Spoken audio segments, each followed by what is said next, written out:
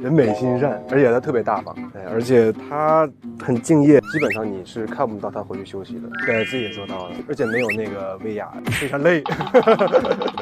对，他是个恋爱脑，没有岁数就活不了，我就说那就不行。Hello， 大家好，我叫唐振超，在电视剧《珠帘玉幕》当中饰演郑之恒郑五郎。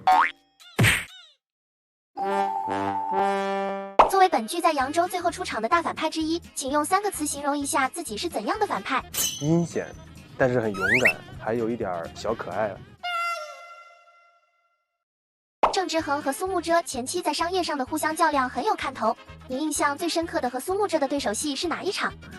有一场是苏慕遮为了把我拦下来，然后他挡马，那场戏印象非常深刻，因为那场戏我做到了一个马术起扬的动作，然后整一个为了这个动作可能拍了3个多小时。是你自己做到的吗？对，自己也做到了，而且没有那个威亚，然后就感觉很神奇，大概做了3个小时到半夜1点多，所以印象很深刻。是不是特别有成就感？非常累。郑之恒在剧中时而和苏慕遮合作，时而刁难，后面还起了杀心。郑之恒在心里是怎么看待苏慕遮这个人的？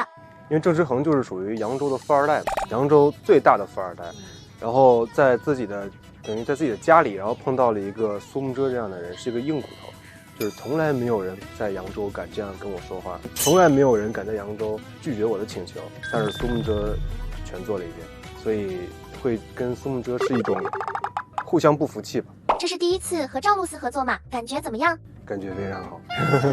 人美心善，而且他特别大方，就是经常能够喝到赵老师请的饮料。而且他很敬业，就是他在现场的时候，基本上你是看不到他回去休息的，包括换场啊或者中间，他都会在原地去等着。演技就不用说了，大家都看得到，非常好。郑之恒找到崔十九许诺养他一辈子，答应他帮他振兴崔家。这时的郑之恒是想利用他，还是真心的？其实郑之恒从头到尾都没有想过利用崔十九，反而是崔十九在利用郑之恒。那郑之恒心里是知道的吗？郑之恒知道，但是因为郑之恒从小他就喜欢崔十九，所以对于崔家没落了之后，他把崔十九安排在别院，其实郑之恒是心知肚明的，就是他想得很清楚，就是崔十九需要他能够帮助崔十九，因为崔十九也并没有隐瞒，就是很明显的就是我跟你在一起，但是你要帮我，所以对于郑之恒来讲是没有利用崔十九。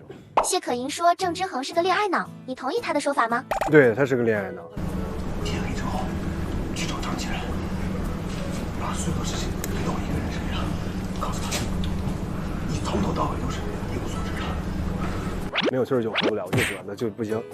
用一个词来形容崔十九和郑之恒之间的感情，你觉得是什么？对于郑之恒来讲，应该是纯爱吧。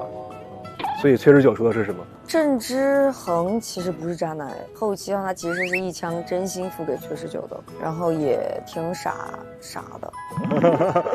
剧外，你对谢可寅的第一印象是怎样的？就是第一次刚见到谢可寅的时候，我会觉得她是一个很酷的一个女孩，然后感觉好像有点难以接近。还记得你们破冰的场景吗？破冰，破冰就是有一次在拍那个横店的外景的时候，那天晚上很冷，就是冷的人都发抖那种，然后他会去把他的暖手宝分享给我，然后后来发现原来是一个很温暖的人。